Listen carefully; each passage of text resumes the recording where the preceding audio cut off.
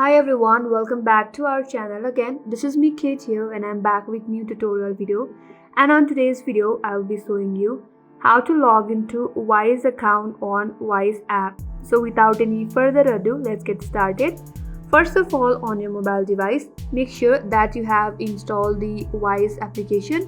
If not, you can simply install and download Wise application from Google Play Store. Once you have installed or download the application, open up the application. After you open that, you will land on this interface. Now, if you already have an account, you can simply click on login button, or if you don't have an account yet, you can create a new account by tapping on this register button. Follow some further instructions and that will help you create an account.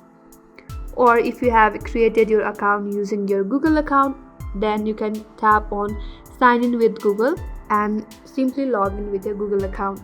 If you have used your email address, then tap on login button, and on the next interface, enter your valid email address that you have used while creating an account, and under that enter your correct password. In case you have trouble logging in, if you forgot your password or your email, then there is an link provided just under login button that says trouble logging in. Tap on there and that will help you out to recover your account. Or you can also log in with your Google account, your Facebook account, or your Apple account.